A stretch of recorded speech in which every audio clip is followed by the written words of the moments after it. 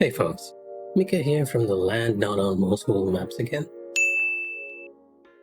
Each month we take a look at games about to be released and make a guess as to what we think might be most interesting. For April, we're going to look at things from a different perspective and a few different styles. If there's a Vanillaware game, you know it's going to be on our list. Grim Grimoire Once More is a remaster of the company's debut game into the industry. Join a trainee witch, Lilith Blonde, when she first enters her visiting school. Hijinks ensues, and she finds herself trapped in a Groundhog Day situation where you repeat the last 5 days. Story-wise, you kinda have to figure out why the loop is happening and how Lilith can break it to save the school. Gameplay-wise, Grim Grimoire is a kind of split into two. You have a visual novel-like section telling you the story, and then battle sections are done through a real-time strategy system. In battle, you summon these units called Familiars with a rock, paper, scissors strength and weakness to them, a staple in strategy games. And you usually have to destroy an opposing team's summoning point, the Grimoire, to win. Unsurprisingly, the game comes with Vanillaware standard of gorgeous artwork for locations and characters, but the remaster does come with a few new features as well.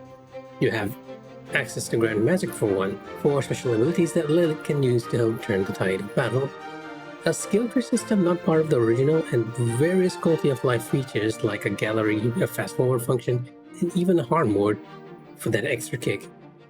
Vanillaware games have always managed to deliver in their own way though, so it's quite easy for us to recommend Grim Grimoire Once More. For our second pick, we have a Capcom remaster. And no, it's not Resident Evil this time, but the Legacy Collection for Mega Man Battle Network. A spin-off to the main series, Battle Network happens in an alternative future where the internet has sort of integrated itself into, well, everything.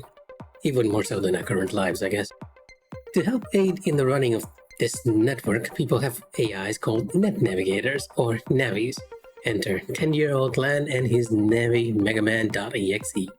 With society effectively run by the internet, it's up to the both of them to fight off against the various forces that seek to cripple and control it. Unlike the mainline series, you are not put into linear stages here.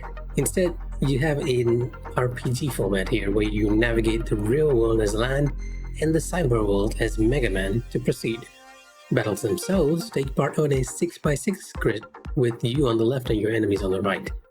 Your attacks are determined by a chip or card system which you randomly draw on, and you feel the battle can be affected by enemy attacks, which, depending on the game you're playing, can be very rewarding or very frustrating. Admittedly, it always seemed like a bit of a fringe game compared to the Blue Bombers mainline series, but just like I am not one to dismiss the other Mega Man spin-offs, the fan reception to this has me intrigued enough to pick up Mega Man Battle Network Legacy Collection for our list. For our third pick, developer's Digital Sun is treating all of you League of Legends fans. In the Mage Seeker, you explore the backstory of the champion Sylas. In the Kingdom of Demacia, magic users are feared, oppressed, and even hunted down by their own. Sylas, being forced into becoming one of them, accidentally kills a lot of people when he absorbs magic from a girl who he took pity on. Imprisoned and sentenced to execution, he managed to break free from his chains and begins a rebellion against the Mage Seekers and Demacia itself. As Sylas, you will explore the kingdom and its locales in your quest, brought to life in a beautiful top-down perspective. For combat, you control a very fast and fluid Sylas across the field and sort of use your chains to pummel in your enemies. The game's main combat mechanic, though, is actually absorbing the magic from your enemies and using them against others to sort of overcome their strengths and weaknesses. I gotta say, outings that look as good as this for League of Legends fans almost makes up for the challenging main game.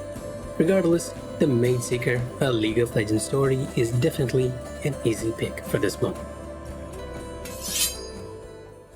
You know, I swear we at MN Gaming don't have a thing for tactical RPGs. But here we are again with Advance Wars 1+2 Reboot Camp. Best known for the Shantae series, developers Play Forward this time are bringing the original Game Boy release to the modern age on Switch.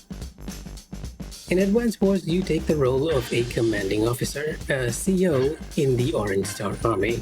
While the exact story reason differs, you are usually tasked with defeating the opposing Blue Moon Army's CO. Battles in Advance Wars are turn-based and take place on a familiar grid-based system. And like any good military-themed strategy game, you have to assemble various units, intercept enemies, and capture or build bases in order to emerge victorious. The units themselves are limited in what enemies they can attack and how they can attack based on their weapons though, and the terrain affects their stats. So it's not always a straightforward win. Unlike the original, Reboot Camp comes in 3D, and honestly between you and me, I really dig the sort of shiny, plasticky look to them, and how it all looks like you're playing on a board game of sorts. It also has a re-recorded soundtrack and online functionality in addition to the quality of life stuff like fast forwarding and resetting to previous turns. I'm not quite sure how to put my finger on it, but from what little I've seen, there's something that just gives me the feeling that it'll be fun to play Advance Wars 1+2 Reboot Camp.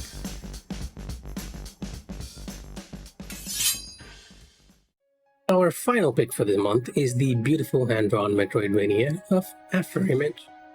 Developed by Oregon Shanghai and Modus Games, you follow the story of Renee and her friend companion, Ting, Ifrit. The trailer for the game is a bit cryptic, but the general gist is that both characters are starting the game after a post-apocalyptic event called The Raising. And Renee is on the trail of her mentor, who has been sort of trying to learn about this event. If you're familiar with Metroidvania, you can expect the usual here. You start off with just your jump, but then slowly unlock abilities like dashing and sliding to help you navigate.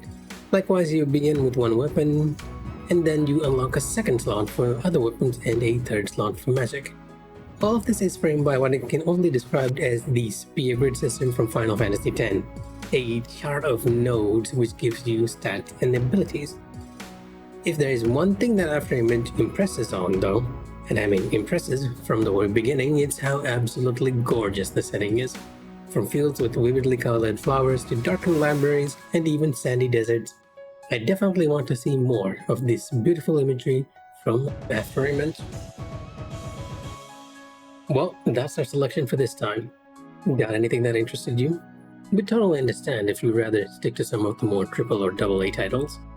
I know a lot of people will be eyeing Jedi Survivor this month, and maybe you RPG fans are looking forward to Live Alive, among other things. Let us know your picks in the comments below. Would you be going for one of our picks on the list, or maybe one of the heavy hitters? And while you're down there, give us a like and subscribe. Here's Mika from the World Not on Most World Cups, signing off.